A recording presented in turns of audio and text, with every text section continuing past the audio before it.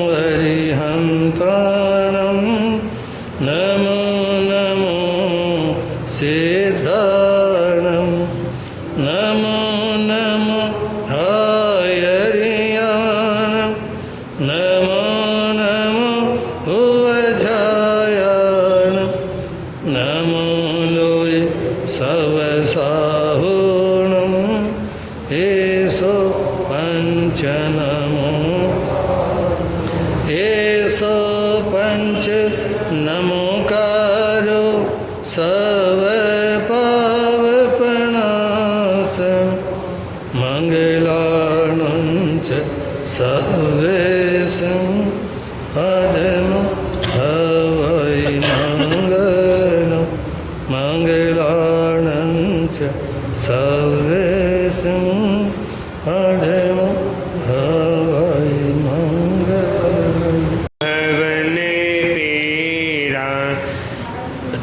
शरण हारे हो तुमको मेरा नमस्कार। जग के उज्ज्वल उज्ज्वल अनन्यकार परिणाम तुम्हेरा हरे बार। तीन जगत के नाथ आपके चरणों में जाऊं बलिहार। भवसागर के शोषण करेता तुमको वंदन बारंबार। राष्ट्रचंद प्रज्ञ में ऋषि परम पूज्य गुरुदेव श्री उपेंद्र मुनि जी महाराज साहब के पावन चरण कमलों में हृदय की अर्शिमास्तों के साथ वंदन अभिवंदन। उपस्थित जन्म पे बंधुओं, आपके समक्ष अपने विचार रखो उससे पूर्व कुछ पंक्तियाँ सभी मिलकर बोलने का भाव रखेंगे। बोलिए चमत्कारी दादा गुरुदेव श्री प्रेम सुख जी महाराज की। परम पूज्य गुरुदेव श्री उपेंद्र मुनि जी महाराज की। मंगलकारी जे नाम प्रभु का प्यारा।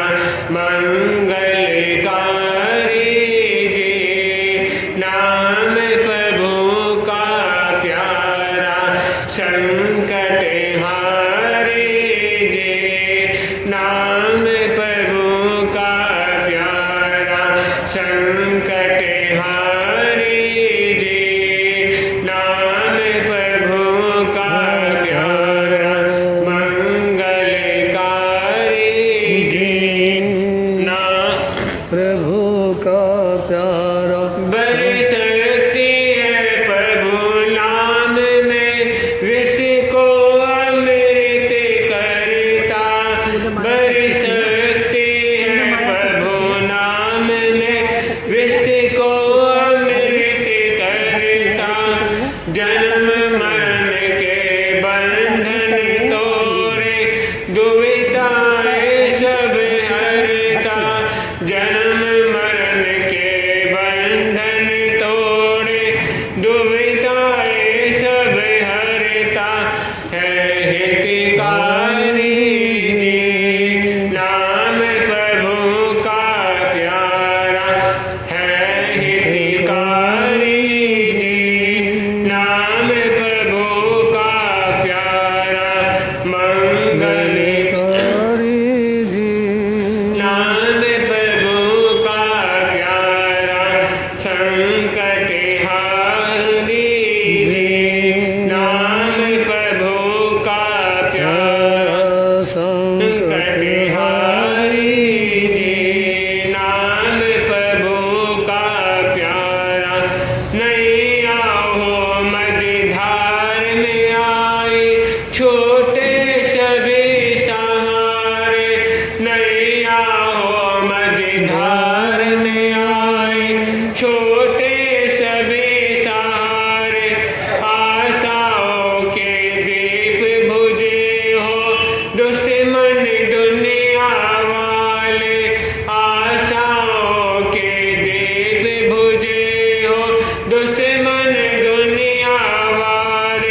बने सहाय जी, नाम प्रभु का प्यारा बने सहाय जी, नाम का प्यारा मंगलकारी जी, नाम प्रभु का प्यारा संकट हारी जी, नाम प्रभु का प्यारा संकट हारी जी, नाम प्रभु का प्यारा शूली भी सिंहासन बनते स्वर्गपुरी झुक जाए, शूली भी सिंहासन बनते स्वर्गपुरी झुक जाए, सभी सिद्धियाँ चरण चूमती जो चाहे मिल जाए, सभी सिद्धियाँ चरण चूमती जो चाहे मिल जाए, कोड मिटावे जी, नाम प्रभु का प्यारा कोड मिटावे जी, नाम प्रभु का प्यारा संकट हारी जी, नाम प्रभु का प्यारा संकट हारी जी, नाम प्रभु का प्यारा शेर भयंकर गरज रहे हो, डर रहे हो सारे, शेर भयंकर गरज रहे हो, डर रहे हो सारे, अग्नि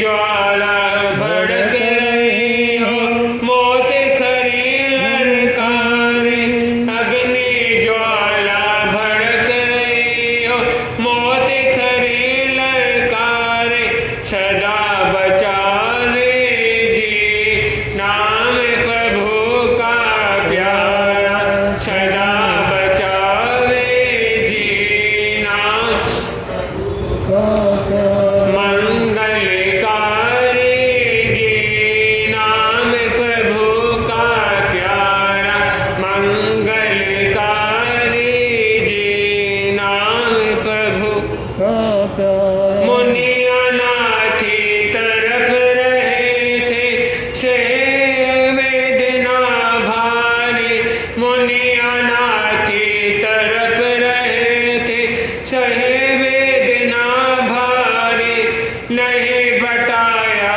दर्द किसी ने हुई वेदना खुबारी, नहीं बताया दर्द किसी ने बहुत हुई खुबारी, घना बचावे जी, नाम प्रभु का प्यारा मंगलकारी जी, नाम मंगलकारी जी, नाम का प्यारा संकट हारी जी, नाम प्रभु का प्यारा संकट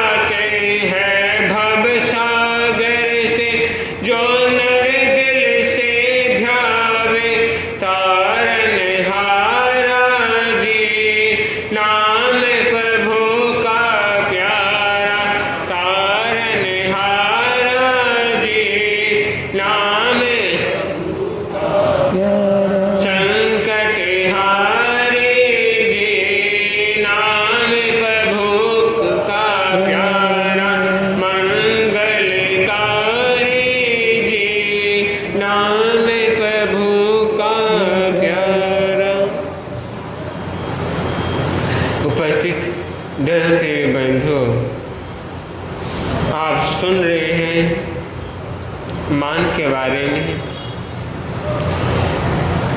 तो कहते हैं शब्दों के द्वारा इंसान क्या क्या नहीं कर सकता, कि शब्द जीवन में ऐसी चीज है कि शब्द इंसान को ताड़ भी सकते हैं और उसका पतन कारण भी बन सकते हैं। पर उन शब्दों में आपका क्या बसता है, आपकी भावना क्या है, आपके विचार क्या हैं, ये शब्दों पर आधारित करता है। कि आपके बोले हुए शब्द, आपके मुंह से निकली वाणी कोई वाक्य,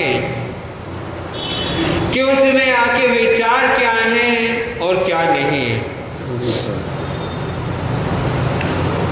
क्योंकि कहते हैं सर्वप्रथम जो विद्यार्थी स्कूल में जाता है, विद्यालय में गया तो उसका सबसे पहले अक्षरों का ज्ञान कराया जाता है, फिर शब्दों का ज्ञान होता है और शब्दों के ज्ञान के बाद वाक्यों का ज्ञान करवाया जाता है। तो उसी प्रकार जीवन में जब व्यक्ति संसार में आता है तो उसको बोलने चालने का तरीका सिखाया जाता है।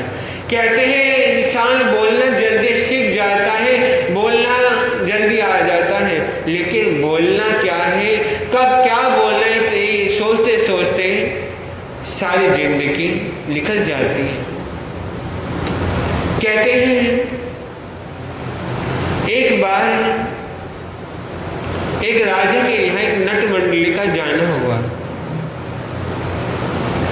जब नट मंडली का जाना हुआ तो वहां के अपने नृत्य दिखाने के लिए, अपने नाट्य दिखाने के लिए, तो राजा ने पहले तो मना कर दिया कि अगर यहाँ पे अपना नट मंडल दिखाएगा, अपना नाटक दिखाया तो उनको क्या करना पड़ेगा, पुरस्कार देना पड़ेगा। और राजा चाहता नहीं था कि मैं किसी को पुरस्कार दूं, किसी को इनाम दूं, लेकिन उनका बाबा आग्रह करने के बाद राजा मान जाता है। रात्रि के समय उनको वहां पर प्रस्तुति के लिए तैयार किया गया। जब अपने नृत्य दिखा रहा था और अपने रस्सी पर अपना कर्तव्य दिखा रहा था, सारी रात कर्तव्य दिखाते दिखाते नट इतना थक गया कि रस्सी से गिरने को हो गया। और जब तक राजा पुरस्कार नहीं दे तो जनता कहां से देती। अब नृत्य के अंदर इतनी हिम्मत नहीं है कि वो और आगे अपना नृत्य दिखा सके। सुबह होने को हो गई लेकिन राजा ने पुरस्कार नहीं दिया। तभी नीचे बैठे व्यक्ति ने, नृत्य ने कहा, बहुत गई थोड़ी रही अब थोड़ी भी जाए, बहुत गई थोड़ी रही अब थोड़ी भी जाए। कितनी रात्रि व्यतीत हो गई, अब थोड़े समय के लिए थोड़ा और समय निकाल दो, यह भी समय निकल जाएगा। जब बात राजा ने सुनी तो उसको अपने धक्का लगा, उन्हें उसी समय पुरस्कार घोषित कर दिया। अब वहां पर राजा भी, एक राजकुमार भी बैठा हुआ था और एक सन्यासी भी बैठा हुआ था।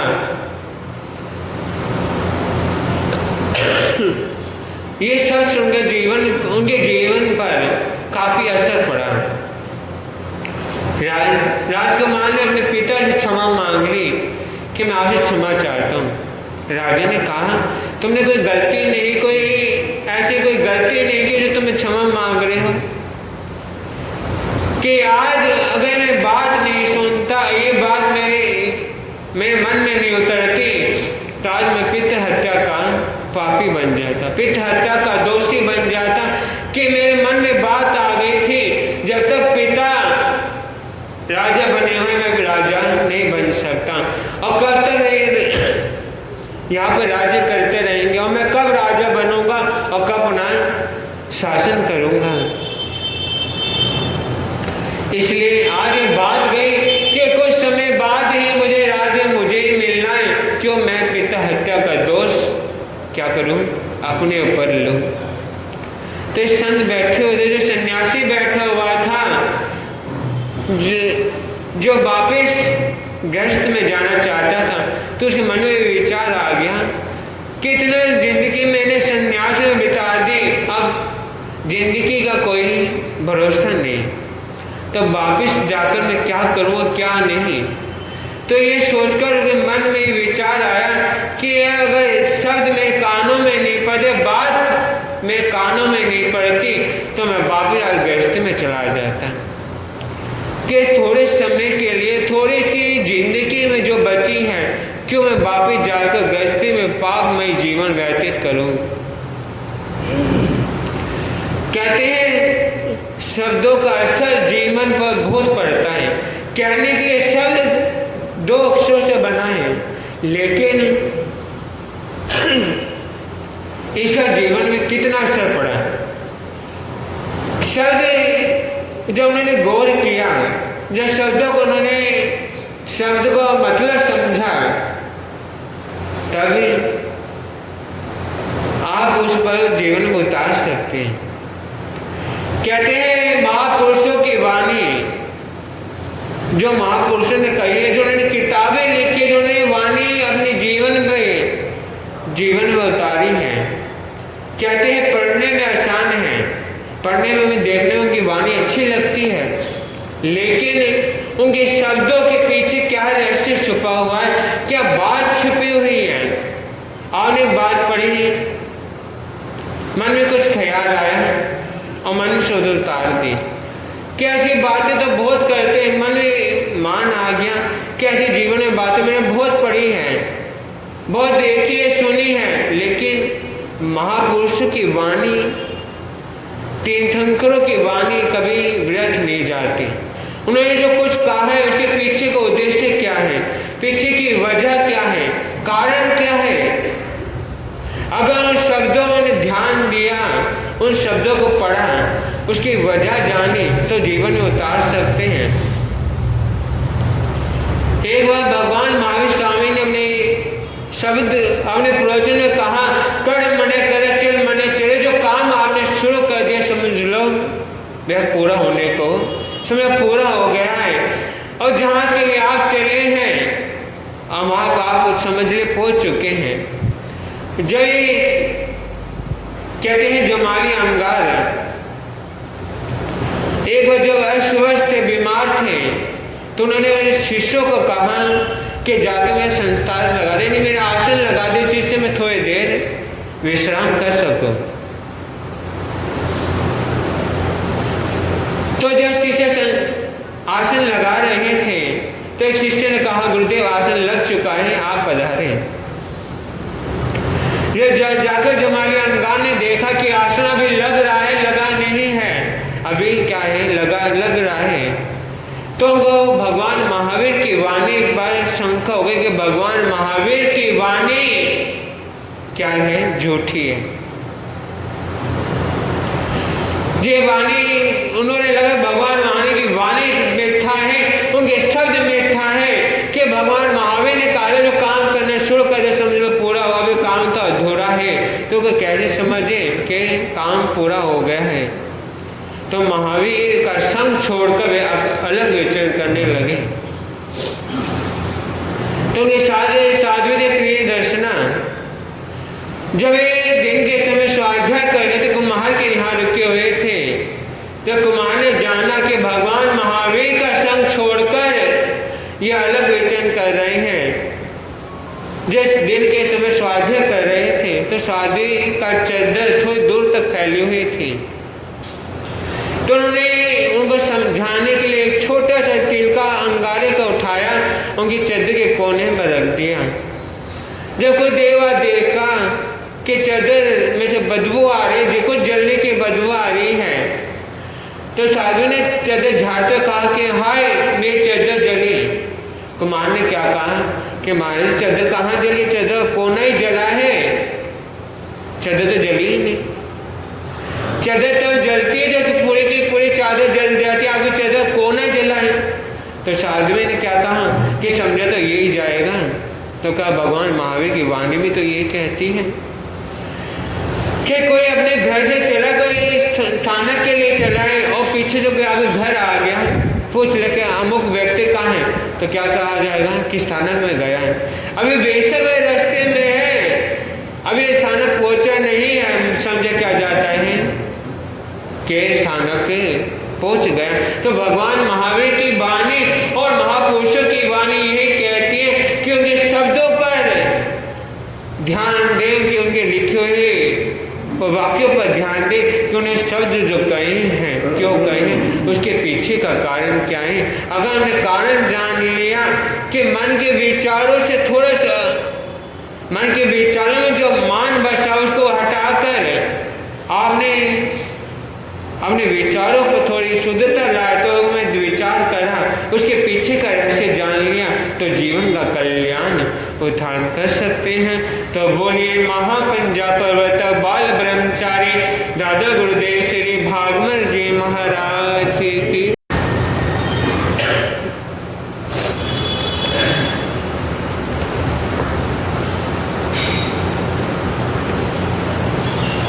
जय हो साधु जीवन की,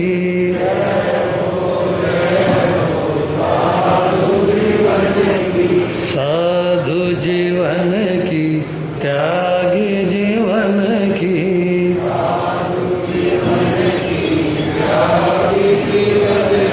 सुर समूह को जो अति प्रिय है, कल्प वृक्ष सम सुख के धाम, इंद्र पूज्य उन महावीर को करता हूँ शत बार प्रणाम।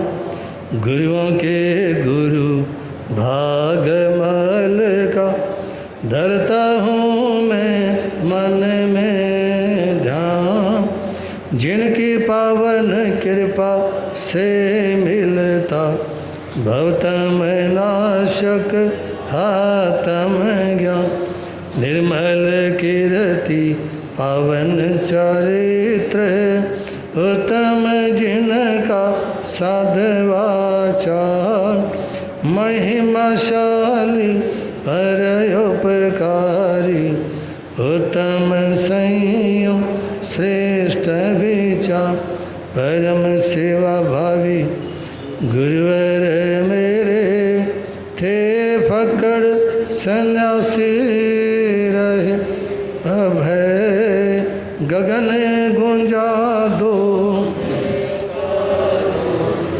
गुरु प्रेम सुख की बोलो जय।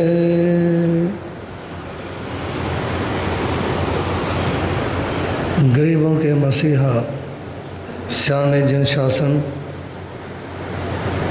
परम सेवा भावी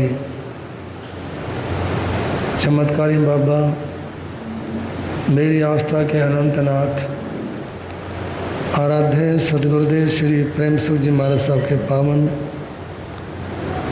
पवित्र चरण कमलों में कोटिश वंदना अभिवंदना। मोक्षा विलासी पुण्यवान आत्माओं, आपके सामने इंद्रभूति और भगवान महावीर के प्रथम मिलन की चर्चाएं निवेदन करने से पूर्व कुछ पंक्तियां हैं, सुने, मिलकर बोलने का भाव रखें। परम सेवा भावी परम पूज्य गुरुदेव चमत्कारी बाबा श्री प्रेम सुख जी, बोल चिंतामणि पारसनाथ, गौर तपस्वी पूज्य श्री होशलाल जी। हे प्रभु सुनो, दुनिया वाले किस ज्ञान की बातें करते हैं। हे प्रभु सुनो, दुनिया वाले किस ज्ञान की बातें, अपना इन्हें कुछ पता नहीं, पर भगवान की बातें करते हैं, अपना इन्हें कुछ, पर भगवान की बातें। हे प्रभु ये दुनिया वाले किस ज्ञान की बातें करते हैं, हे प्रभु ये दुनिया वाले किस ज्ञान की, अपना इन्हें कुछ पता नहीं, पर भगवान की बातें करते हैं, अपना इन्हें कुछ पता नहीं, पर भगवान की। मोह ममता मद में माया में, नित रहते छल की छाया में, मोह ममता मद में माया में, नित रहते छल की छाया। ये काम दाम के दीवाने कल्याण की बातें करते हैं, ये काम दाम के दीवाने कल्याण की। हे प्रभु ये दुनिया वाले किस ज्ञान की बातें करते हैं, हे प्रभु ये दुनिया बोलो किस ज्ञान की। ऐसा लगता है सभा में बैठने के बाद, समाई लेने के बाद आप कहीं खो जाते हो, टेंशन है दिमाग में, कुछ तनाव है, बहुत सारी बातें भीतर में घूम रही हैं, इसलिए ध्यान नहीं रहता कि आप प्रवचन में बैठे हो, आप सुन रहे हो, आपको पीछे बोलना चाहिए या नहीं बोलना चाहिए, क्योंकि तनाव ऐसी ही चीज़ होती है, उस समय व्यक्ति उससे बाहर निकलना बहुत मुश्किल काम होता है। हे प्रभु ये दुनिया वाले किस ज्ञान की बातें, हे प्रभु ये दुनिया किस ज्ञान, कुछ सुनते नहीं कुछ कहते नहीं, दो भाई भी मिलकर रहते नहीं, कुछ सुनते नहीं कुछ कहते नहीं, दो भाई भी मिलकर रहते। बने पूर्व पश्चिम पर देखो निर्माण की बातें करते, बने पूर्व पश्चिम पर देखो निर्माण की। हे प्रभु ये दुनिया वाले किस ज्ञान की बातें करते हैं, हे प्रभु ये दुनिया वाले किस ज्ञान की। नहीं निंदा चुगली तजते हैं, नहीं शील सलोना सजते हैं, नहीं निंदा चुगली तजते हैं, नहीं शील सलोना सजते। सुख चैन ऐन के अन्वेषक तूफान की बातें करते, सुख चैन ऐन के अन्वेषक तूफान की बातें। हे प्रभु ये दुनिया किस ज्ञान की बातें करते, हे प्रभु ये दुनिया किस ज्ञान। ना नरक कहीं ना स्वर्ग कहीं, है पुण्य पाप परलोक नहीं, ना नरक कहीं ना स्वर्ग कहीं, है पुण्य पाप परलोक।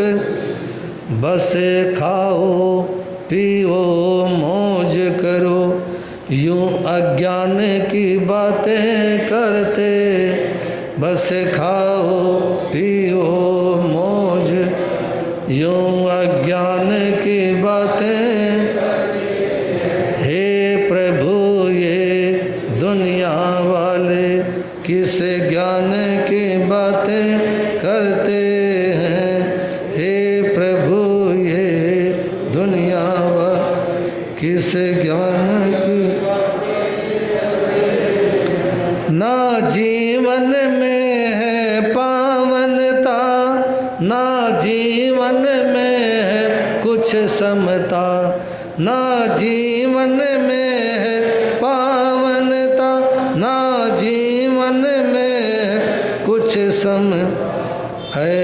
चंदन छोड़ अहिंसा को अभिमान की बातें करते, है चंदन छोड़ अहिंसा अभिमान की बातें।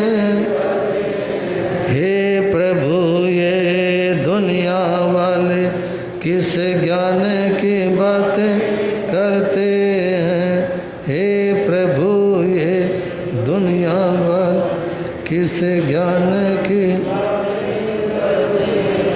अपना इन्हें कुछ पता नहीं पर भगवान की बातें करते हैं। अपना इन्हें कुछ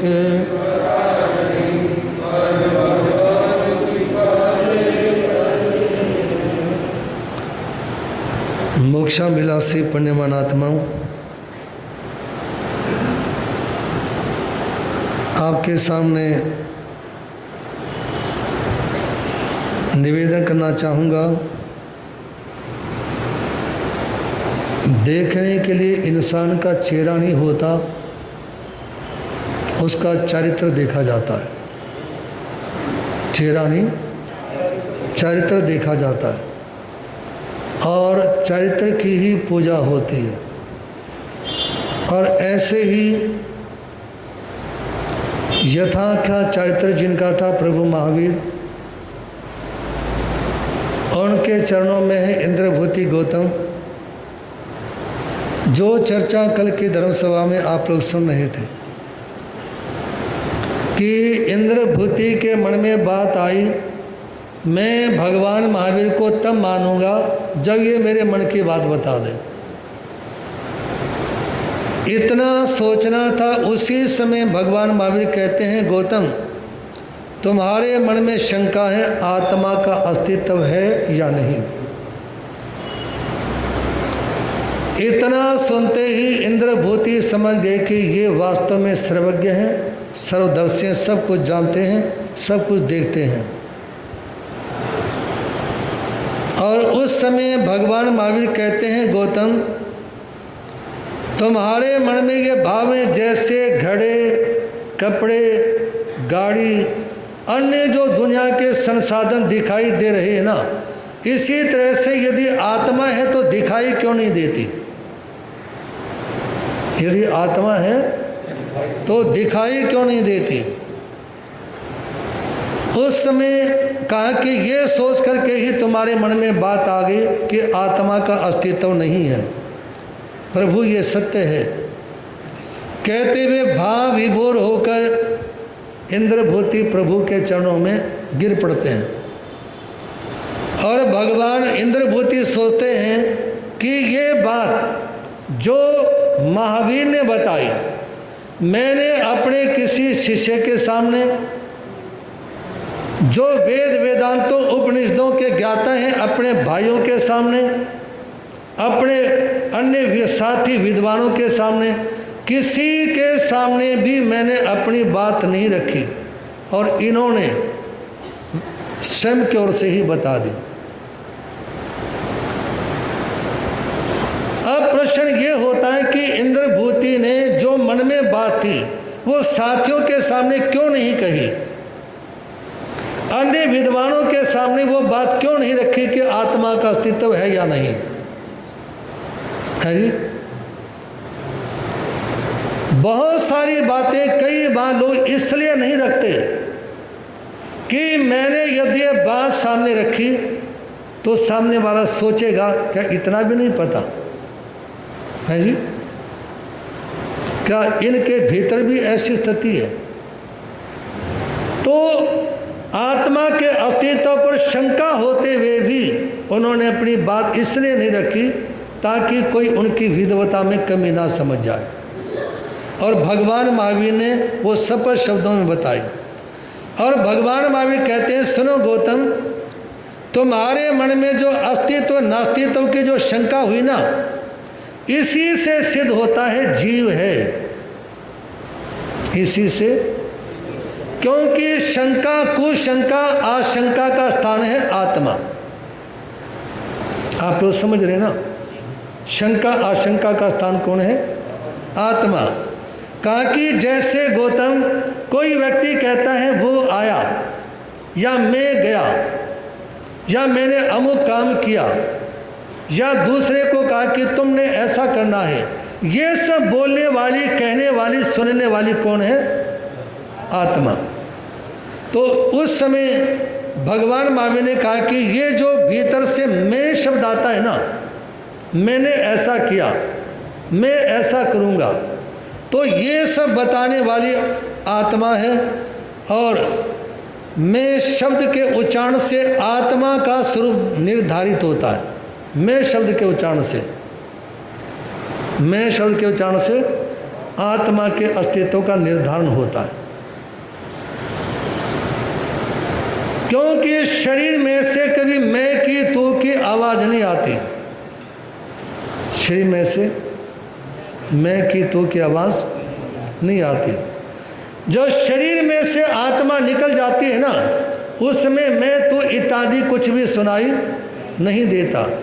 इसलिए निवेदन है, आत्मा के अस्तित्व को स्वीकार करें। और इंद्रभूति का समाधान हो गया। वो प्रभु के चरणों में समर्पित होकर बोलते हैं, प्रभु अब मुझे अपने चरणों में दीक्षित कर लो। और उस समय भगवान महावीर ने उनके सामने 3 शब्दों का उच्चारण किया, उपनैवा, विज्ञमेवा, धुवैवा। इन 3 शब्दों के त्रिपदी के सुनने मात्र से इंद्रभूति गौतम को 14 पूर्व का ज्ञान हो गया, सिर्फ 3 शब्दों के। क्योंकि हो सकता आपके मन में आए कि आज वो प्रवचन में गए और उसी समय उन्होंने दीक्षा भी ले ली, कब तो प्रतिक्रमण याद क्या होगा, है जी, कब अन्य पाठ इत्यादि सीखे होंगे। लेकिन तीर्थंकर भगवान के गणधर वही बनते हैं जो त्रिपदी सुनते ही 14 पूर्व का ज्ञान प्राप्त कर लेते हैं। और 14 पूर्व का ज्ञान उसको बोलते हैं जिसमें 1446 हाथियों के बराबर की शाही तोड़कर ग्रंथों को लिपिबद्ध किया जाए। इतने विशाल ज्ञान को बोलते हैं 14 पूर्व का ज्ञान। इतने विशाल ज्ञान को 14 पूर्व का ज्ञान बोलते हैं। और वो 3 शब्दों के सुनने मात्र से हो जाता है। तो इसलिए निवेदन आप लोगों के सामने, गौतम स्वामी को 14 पूर्व का ज्ञान हुआ और वो प्रभु चरणों में आज्ञा मिलने की इंतजार कर रहे हैं। प्रभु आज्ञा दें और मैं उनके चरणों में दीक्षित हो जाऊं। 50 वर्ष की आयु में उन्होंने दीक्षा ली 500 शिष्यों के साथ। जब इंद्रभूति गौतम दीक्षित हुए, कितनी आयु थी? 50 वर्ष की। और 500 उनके साथ में शिष्य थे। वो सभी भगवान के चरणों में दीक्षित हो जाते हैं। 30 वर्षों तक इंद्रभूति छद्मस्त रहे, 12 वर्षों तक केवली पर्याय में रहे और अंत में 1 महीने का संथारा लेकर 92 वर्ष की आयु में इस देह यष्टि का, इस शरीर का त्याग करते हैं। 92 वर्ष की आयु में। लेकिन निवेदन आपके सामने, जो आप आत्मा के अस्तित्व नास्तित्व इसके बारे में जो सुन रहे हैं, कोई व्यक्ति कितने ही व्रत करता है, तप करता है, बहुत सारे नियम ले रखे हैं, समझ आ रही बातें? इतने सारे नियम। हेलो, कहाँ जाओगे? घर भी वही है, दुकान भी वही है। अरे भगवान की वाणी से भी बड़ी कोई चीज़ होती है? पैसा वैसा क्या चीज़ होती है? यदि आपने देखना हो ना, कुछ सिक्के गले में डाल देना, 5-5 के सिक्के गले में डाल देना और उस समय गधे और गाय छोड़ देना 10-20। यदि एक भी सूंघ ले तो मैं बता देना, एक भी अनिल एक भी सूंघ लेना फिर बताना मेरे को। जिस समय प्रवचन का समय हो तो श्रावक वो हैं जो सारे काम छोड़ दें। प्रवचन के टाइम पे जो सारे काम छोड़ दें वो श्रावक, और जो प्रवचन ही छोड़ के जल्दी, ये समर्पित बंदा भी है। चतुर्मास में अभी तक पूरा ध्यान, ठीक है ना, पूरा ध्यान दो, रोज आओ प्रवचन में, लाभ लो जिनवाणी का। महावीर महावीर कहिए तेरे लग दे नहीं रपइए।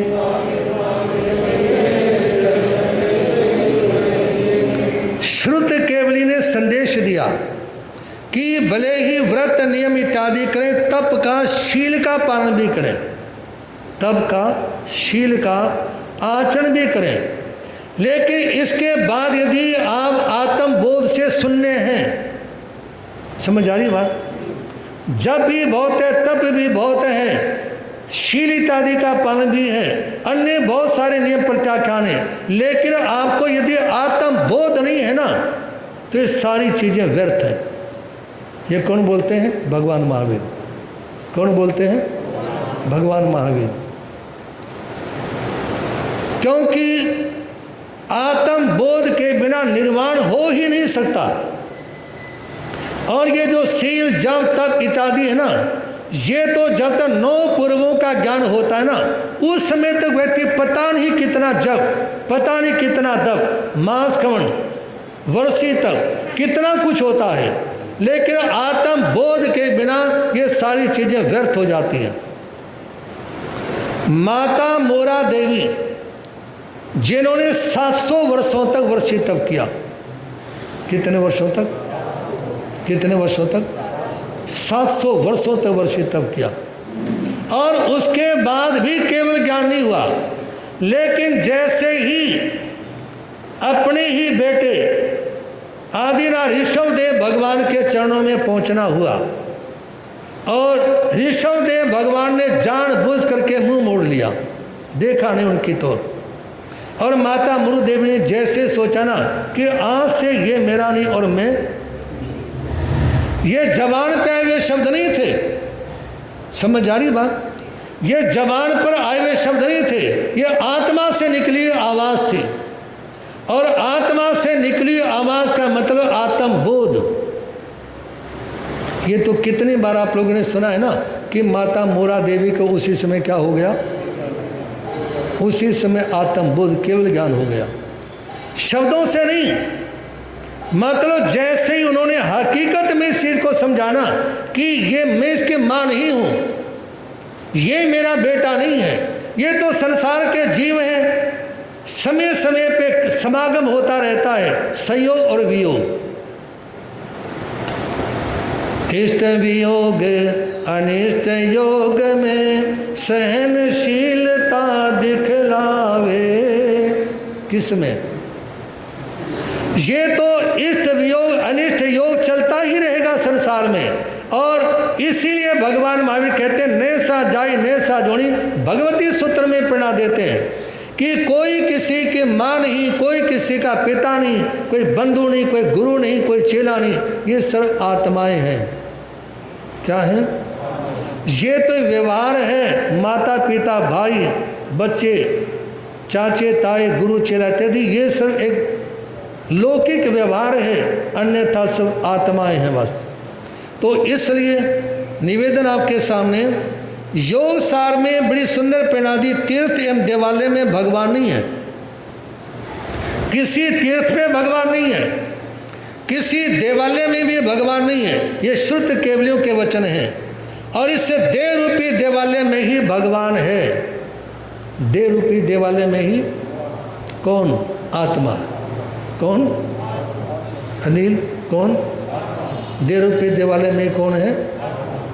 वही भगवान है जो देह रूपी देवालय में, उसी को आपने समझना है, उसी का साक्षात करना है। जब आप सामायिक लें, सामायिक के पाठ पढ़ें, स्वाध्याय इत्यादि करें, तो उस समय एक बात अपने मन में लाने की कोशिश करनी है कि मेरी सामायिक, मेरे द्वारा किया गया नवकार मंत्र का जाप, मेरे द्वारा की जा रही साधना, ये सब मैं अपनी आत्मा का साक्षात्कार करने के लिए कर रहा हूँ। शिवपाल जी, किसके लिए? अपनी आत्मा का साक्षात्कार करने के लिए। और आत्मा का साक्षात्कार ही आत्मा का बोध है।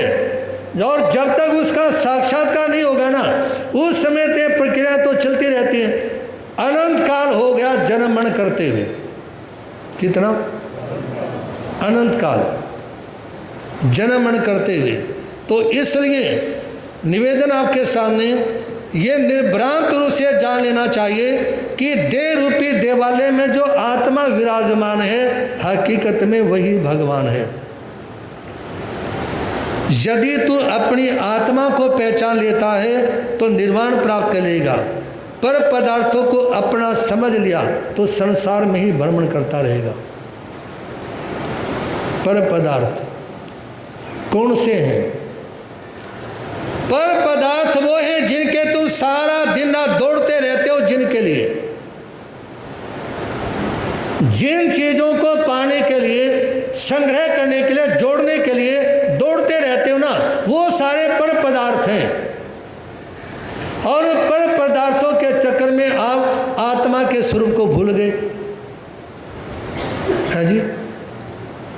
जिनका समागम कुछ टाइम के लिए है, इन बाह्य पदार्थों का समागम कुछ टाइम के लिए है। इन बाह्य पदार्थ जो कुछ टाइम के लिए जिनका संपर्क संबंध है ना, उसके लिए आप लोग आत्म तत्वों को पहचानना भूल गए। और निवेदन आपके सामने, जो आत्म तत्व को पहचानता है वो निर्वाण के मार्ग पर जाते हैं, और जो पदार्थों में उलझे रहते हैं वो संसार के मार्ग पर चलते हैं। उनसे संसार बढ़ता है। आपकी अपने परिवार में, अपने व्यापार में, अपने बच्चे में, अपनी बीवी में जितनी ज़्यादा आसक्ति रहेगी ना, आपका संसार उतना ही लंबा होगा। संसार भी मतलब जन्म जरा भी उतने ही लंबे समय तक करने पड़ेंगे। इसलिए निवेदन है, सभी अपने हाथ है, स्वर्ग नरक संसार, क्यों ना इसको खोलिए विज्ञ जन, बंद मोक्ष का द्वार। यानी स्वर्ग और नरक इंसान के अपने हाथों में है।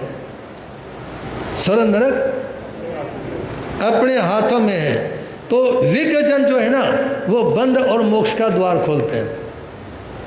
परिणामी बंधो परिणामी मोक्षो, आचार्य सूत्र में लिखा है, परिणामी बंधो परिणामी मोक्षो।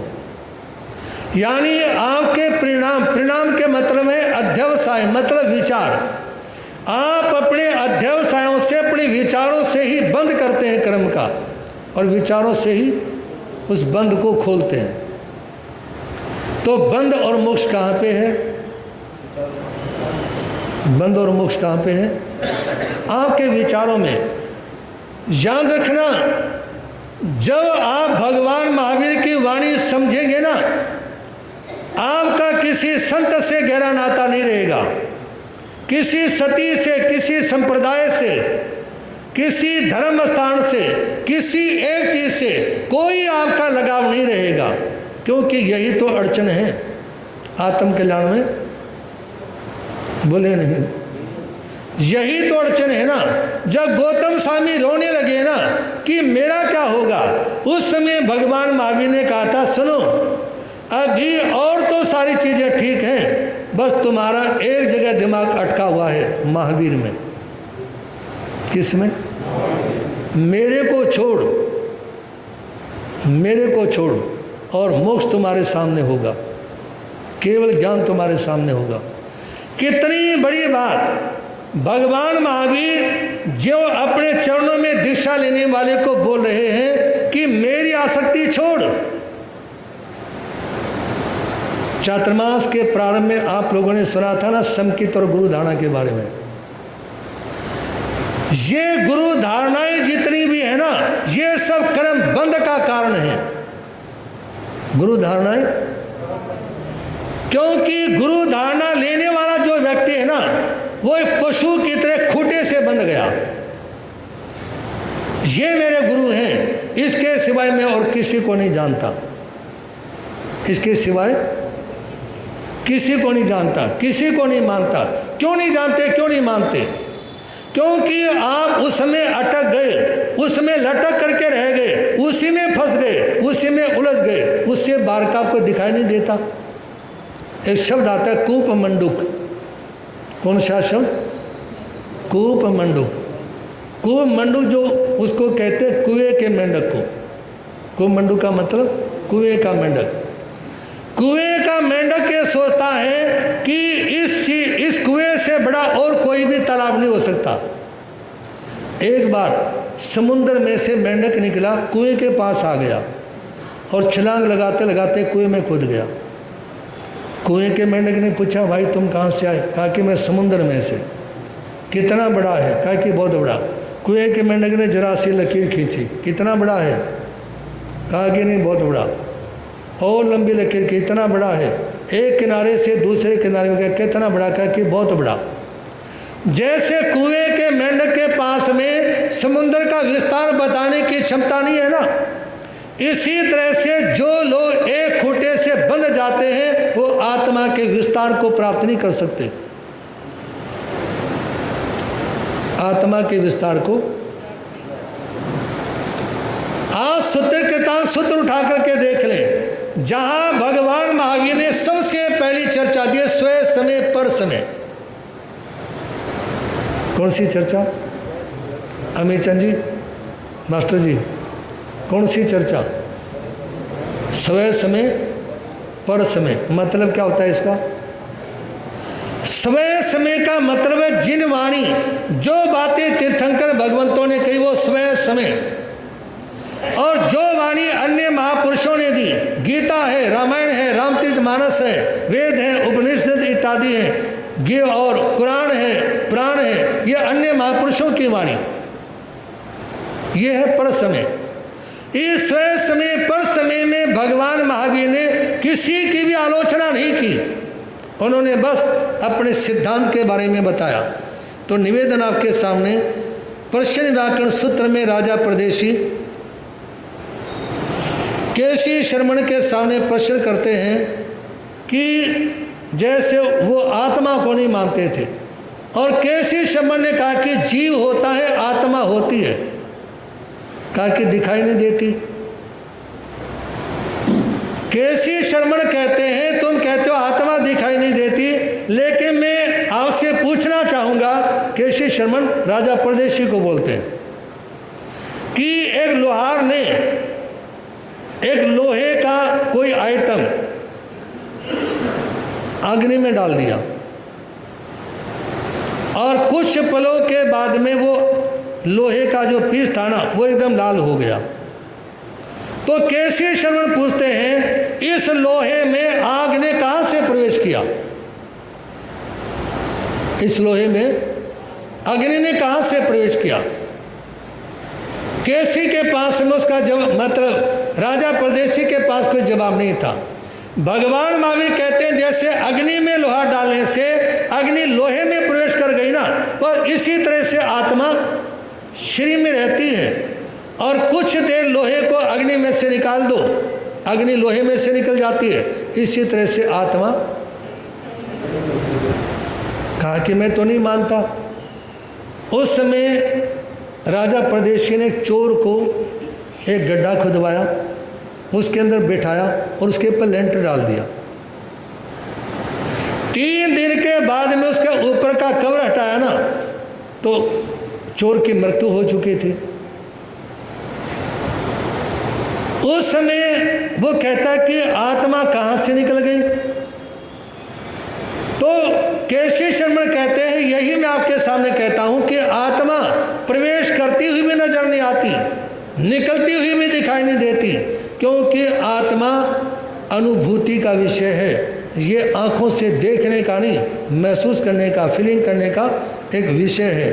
तो इसलिए निवेदन करना चाहूँगा आपके सामने, तू पांडव है तू कौरव, मनवा तू रावण तू राम। तू पांडव है तू कौरव, मनवा तू रावण तू राम। पल पल इस कुरुक्षेत्र का तू ही है संग्राम। पल पल इस कुरुक्षेत्र का, पल पल इस कुरुक्षेत्र का तू ही है संग्राम। सज्जनों, जैसे युद्ध के मैदान में कौरव और पांडव लड़ रहे थे ना, जैसे सीता के लिए राम और रावण के बीच में युद्ध हुआ ना, इसी तरह से ब्रह्म ज्ञान की प्राप्ति के लिए, केवल ज्ञान की प्राप्ति के लिए आत्मा और कर्म के बीच में संघर्ष होता है। किसके? बोलो ना, आत्मा और कर्म के बीच में संघर्ष होता है। और इस संघर्ष को ही आप लोगों ने समझने का प्रयास करना है। पहले हर चीज़ थी अपनी, मगर अब लगता है अपने ही घर में किसी दूसरे के घर में है हम। समझ नहीं आई होगी बात। मतलब पहले हर चीज़ अपनी लगती थी, मगर अब लगता है कि अपने ही घर में किसी दूसरे के घर में है। जब तक आपकी परिवार के प्रति आसक्ति रहेगी, बीवी बच्चों के प्रति आसक्ति रहेगी ना, तो उस समय तक लगेगा कि ये सब चीज़ मेरी है। और जैसे ही तुम आत्म बोध को प्राप्त हो जाओगे ना, अपने को समझ जाओगे, तो उस समय अपने घर में भी ऐसा लगेगा जैसे तुम, बोलो ना, जैसे तुम है जी। दूसरे के घर में आपका मन लगता है। ससुराल में जाने के बाद भी सांझ करनी मुश्किल हो जाती होगी, है जी। एक आधा ऐसा महापुरुष भी मिल सकता है जो ससुराल में जाने के बाद में जाने का नाम ले। बात पे छोटी सी बात ध्यान आ गई। एक लड़का अपने ससुराल में गया, जाने का ही नाम नहीं लिया। जब जाने का नाम नहीं लिया तो उस समय पिता पुत्र ने योजना बनाई कि भैया इसको कैसे निकालें घर से। तो उन्होंने योजना बनाई कि वे ऐसा करते हैं कि अपन रजिस्ट्री के बहाने से लड़ते हैं। उन्होंने अलमारी को टटोलना शुरू कर दिया और टटोलते टटोलते पिताजी कहते रजिस्ट्री तूने रखी थी, बेटा कहता रजिस्ट्री तूने रखी थी, और जानबूझ के तू मैं करना शुरू कर दिया। और जैसे ही वो छुड़ाने के लिए गया ना, कौन? दामाद छुड़ाने के लिए गया तो ससुर भी और साला भी दोनों उसके ऊपर, दोनों उसको भेजना, दोनों ने उसके ऊपर मुक्के मारने शुरू कर दिए। और उसने पूछा कि तुम क्या देख रहे थे? कहा कि रजिस्ट्री देख रहे थे, और ये देखने के लिए कि ये मकान तेरे नाम है हमारे नाम है। रजिस्ट्री में क्या देखना था? है जी, मकान तेरे नाम है या हमारे नाम है। अरे एक बार आ गया, जाने का नाम नहीं लेता, उसके बाद में मुड़ के ससुराल में आने का नाम है जी। एक दिन धुलाई की, अगले आगे से ससुराल में आना भी बंद हो गया। निवेदन आप लोगों के सामने कि जब आप इस बात को समझेंगे ना कि एक तो हम सारी चीज़ों को अपना समझते थे, और एक वो स्थिति आ गई कि अपने ही घर में ऐसा लगता है जैसे हम और किसी के घर में हैं। जिस दिन आपको ये लगने लगे ना, समझ नहीं आई, जिस दिन आपको लगने लगे कि हम किसी और के घर में हैं, उस समय समझना कि आप आत्मबोध की तरफ अपने कदमों को बढ़ा रहे हो। जो मन काहू पे क्रोध करे तो क्रोध माही होए जाए स्वरूपा। जो मन नारी की ओर निहारते तो मन होते हैं नारी के रूपा। जो मन माया ही माया रटे तो मन बूढ़ते माया के कूपा। सुंदर जो जीव ब्रह्म विचारते तो मन होता है ब्रह्म स्वरूपा। आत्म बोध को प्राप्त कवि सुंदरदास जिन्होंने बड़ी सुंदर प्रेरणा दी कि जिसके मन के पर क्रोध हैवी हो जाता है ना, उसको सारी चीजें लाल दिखाई देने शुरू हो जाती हैं। क्रोध में आंखें लाल होने के कारण सारी चीजें लाल दिखाई देने शुरू हो जाती हैं। जिस व्यक्ति के मन पे वासना का भूत सवार होता है, उसको हर चीज में नारी ही नारी दिखाई देती है, क्योंकि मन के पर वासना का प्रभाव है। और जिस व्यक्ति के मन के पर लक्ष्मी का प्रभाव होता है ना, उस समय चारों तरफ माया ही माया दिखाई देती है। और सुंदर जो जीव ब्रह्म विचारक, तो मन होता है ब्रह्म विचारक, ब्रह्म स्वरूपा। जो व्यक्ति अपनी आत्मा में ब्रह्म को, परमात्मा को ढूंढने की कोशिश करते हैं ना, वो अपने ही स्वरूप को उपलब्ध हो जाते हैं। अपने ही स्वरूप को, मतलब उनको आत्मा का साक्षात्कार हो जाता है कि मैं स्वयं ही, मैं आत्मा ही स्वयं परमात्मा हूँ, मैं आत्मा ही स्वयं परमात्मा हूँ, ऐसा उनको बोध हो जाता है। तो इंद्रभूति गौतम ने जैसे ही आत्मा के अस्तित्व को समझा कि आत्मा है, इस अस्तित्व को समझा और त्रिपदी सुनी और 14 प्रभु के ज्ञान की प्राप्ति के बाद में दीक्षित हुए और घनघोर साधना की। और गौतम स्वामी जिनको मन प्रयोग ज्ञान भी था, वो कई बार ऐसा भी करते थे, मान लो सभा में बैठे हुए लोग हैं और गौतम स्वामी को लगा कि अभी इसके मन में कुछ है, तो वो जिज्ञासा रखते थे भगवान महावीर के सामने। कौन? गौतम स्वामी जिज्ञासा रखते थे, क्योंकि 14 पुरुष के पाठी को बहुत ज़्यादा जानने की आवश्यकता नहीं रहती। 14 पुरुष के पाठी के बारे में कहते हैं केवली नहीं पर केवली श्रीखा, केवली नहीं। बंदे तूने जन्म जग में बड़े पुण्यों से पाया है, बंदे तूने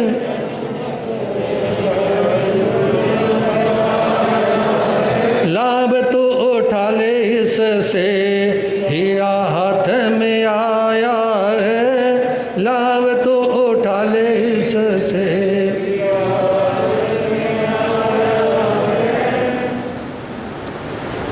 नथुराम अपने ससुराल में गया,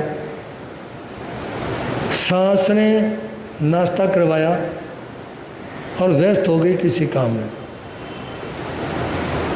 सवेरे अल्पाहार देने के बाद में वो उस कमरे में ही नहीं जा पाई जिसमें दामाद बैठे थे, लेटे थे।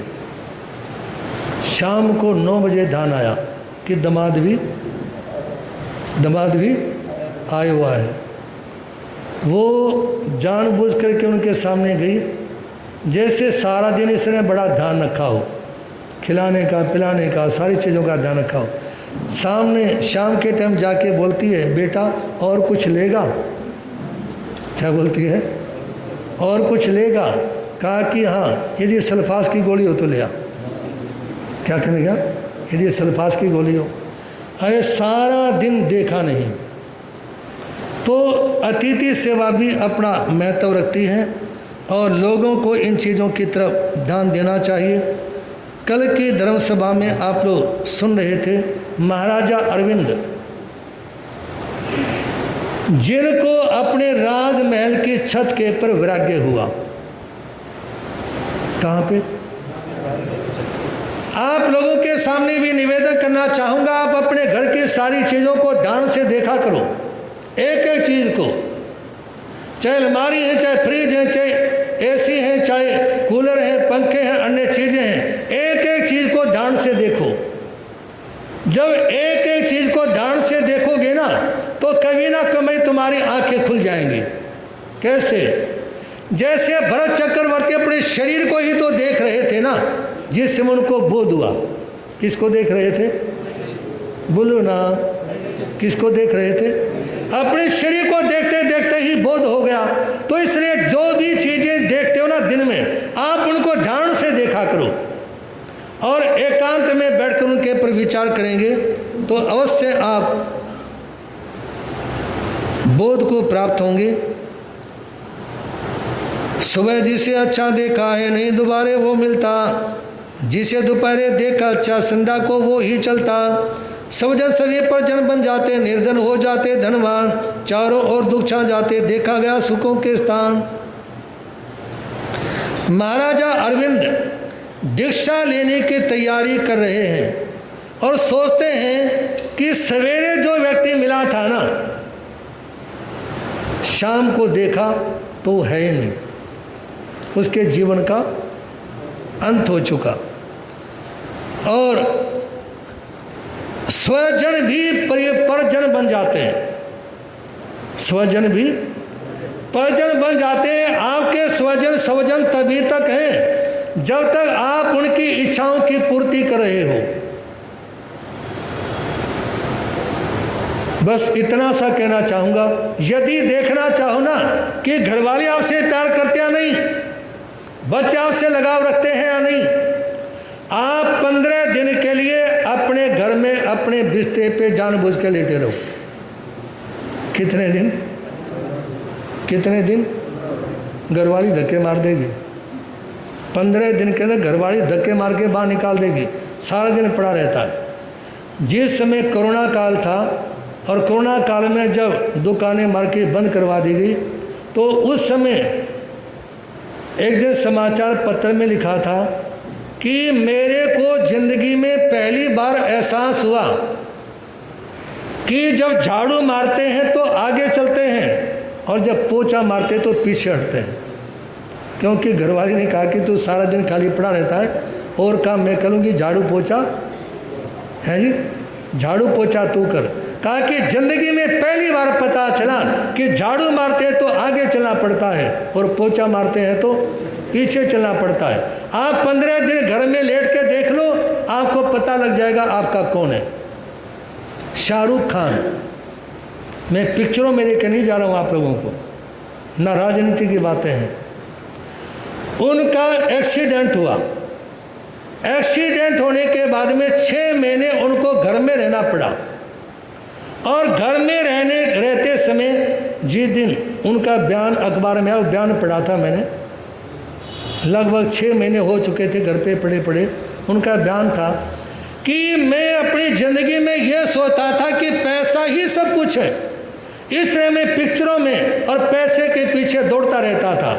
जब 6 महीने घर पे रहा ना, उस समय एहसास हुआ कि मेरी माँ भी है, मेरे बच्चे भी हैं, और इनसे भी बड़ी बात, एक दिन मेरे को इन सबको छोड़ के जाना भी पड़ेगा।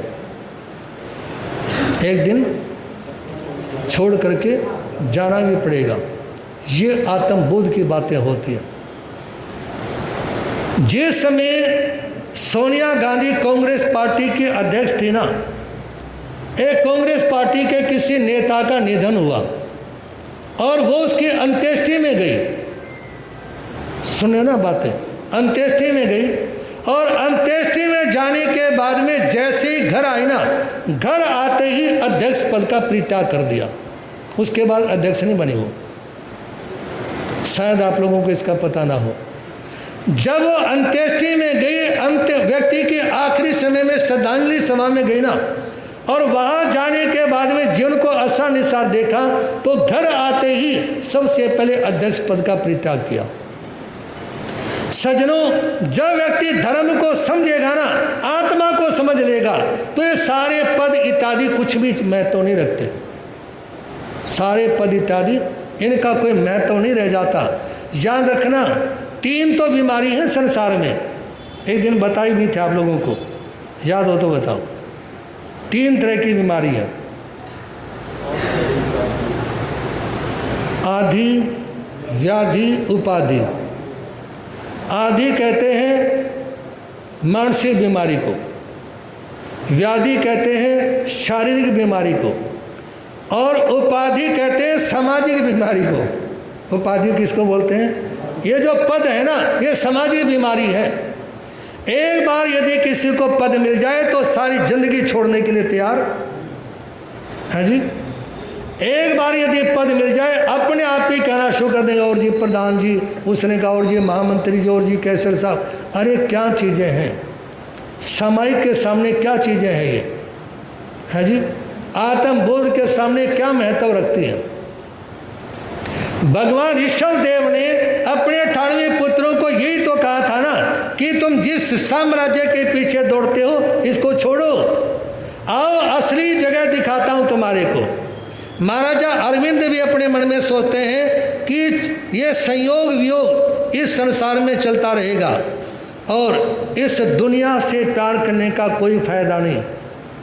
यदि मैं दुनिया से प्यार करता रहूँगा तो भी दुनिया मेरे को छोड़ देगी या मेरे को छोड़ना पड़ेगा। सज्जनों, एक तो होता है ना बाल मन पंडित मन, एक तो होता है जो अपनी इच्छा से छोड़ देते हैं, उनका पंडित मन संथारा होता है। अपनी इच्छा से छोड़ने वाले। एक जिनका छूट जाता है वह है बाल मरण। अपने ही तन पर देखो परिवर्तन होते पल पल, बाल सफेद हो गए जो थे स्निग्ध श्याम सुंदर श्यामल। पहले जर बहुत थी अपने दिखते मोटे हर, कितना जो जवानी में था अब तो जमी हुई है बर्फ। साव शुद्ध उच्चारण वाली पहले थी सुंदर याबान, पदवत सकली दुआ करती है वह वृद्धावस्था में यार। नहीं खेलना नहीं कूदना नहीं तोड़ना अब बाता, थोड़ा सा श्रम हो जाने से चितगलानी से भर जाता। दीक्षा लेने के भाव परिपक्व करते हुए सोचते हैं कि देखो ना, मेरे देखते देखते संसार में और शरीर में, मेरे ही शरीर में कितना परिवर्तन हो गया। सच बोलना, आप लोगों में से वो भाई कौन कौन से हैं जिन्होंने अपने शरीर में होने वाले परिवर्तन को कभी महसूस किया? झूठे हाथ मत खड़े करना, धर्म स्थान में बैठे। शरीर के परिवर्तन को कब महसूस किया? जो शरीर के परिवर्तन को ही महसूस नहीं करोगे तो आत्मबोध की संभावना बढ़ेगी कहां से? उस समय उन्होंने शरीर के बारे में ध्यान दिया कि कब मेरे बाल सफ़ेद हो गए, पता भी नहीं चला। सारे कैसे हो गए बोलो तो? आप सफ़ेद को काले करने की कोशिश करते हो, लाल पीले करने की कोशिश करते हो, क्या जरूरत है? जैसे हो वैसे दिखाई दो, है जी। ज़्यादा बनने ठहरने की भी क्या जरूरत है? हकीकत को समझो ना आप लोग। तो उस समय कहा कि पहले मेरे को छोटे अक्षर भी नजर आते थे, अब चश्मा लगाने के बाद मोटे अक्षर भी दिखाई नहीं देते। पहले शुद्ध उच्चारण था, अब मेरी जीभ लड़खड़ाती है। पहले खेलने का कूदने का मन करता था, अब 10 कदम चलता हूँ तो भी थकान हो जाती है। जिसे देखकर जगत कांपता लगा का अपने वो आप, मानो लुप्त हो गया सारा पहले जो था तेज प्रताप। ठाण बाण सब पड़े रहेंगे, जीव अकेले जाना है, जाते समय साथ में प्यारे बात किसे क्या जाना है? महावीर जी कुछ नहीं है, सब वही है, घर भी दुकान भी, ठीक है ना। जाते जाते साथ में प्यारे बात किसे क्या जाना है? तन धन वैभव जीवन में माना को देते हैं सार, पर वो जाते समय जीव को जाना होता खाली यार। एक धर्मी वस्तु साथ में चलने वाली बतलाई, नहीं किसी ने कभी किसी को चिट्ठी तक भी पहुंचाई।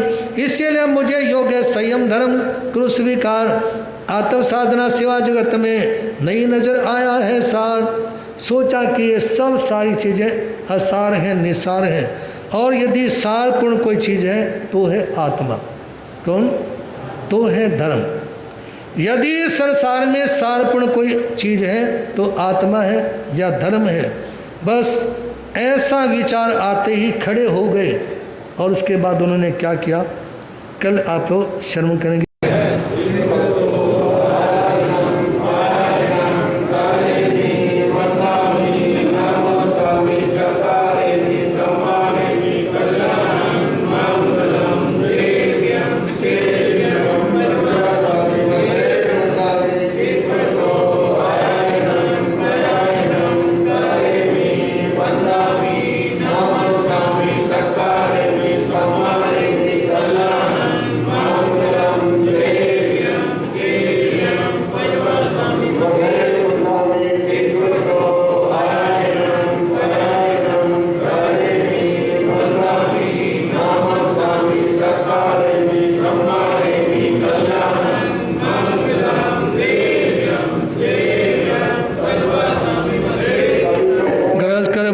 शरमण भगवान महावीर स्वामी महापंजाब प्रवर्तन दादा गुरुदेव स्वामी श्री भागमल जी, उपविको दादा गुरुदेव स्वामी श्री फूलचंद जी महाराज, अर्धष्टावधानी पूज्य गुरुदेव श्री त्रिलोकचंद जी महाराज, और तपस्वी पुष्य श्री रोशनलाल जी महाराज, परम सेवा भावी परम पूज्य गुरुदेव चमत्कारी बाबा श्री प्रेम सुख जी महाराज, वर्तमान आचार्य सम्राट पुष्य श्री शिव मुनि जी महाराज।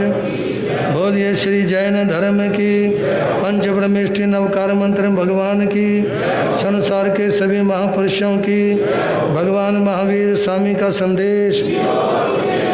श्री चतारी मूलम मरियंतामूलम सिद्धामूलम सामूलम गेरीबंधो धम्मामूलम चतारी लोतमा रिंदालोतमा सिद्धालोतमा सालोतमा गेरीबंधो धम्मलोतमा चतारी शरण भोज्यामि रन्ते शरण भोज्यामि सिद्धे शरण भोज्यामि साहु शरण भोज्यामि केली पंडो धम्मो शरण भोज्यामि हरियंतों का शरणा सिद्धों का शरणा साधुओं का शरणा दया धर्म का शरणा ये चार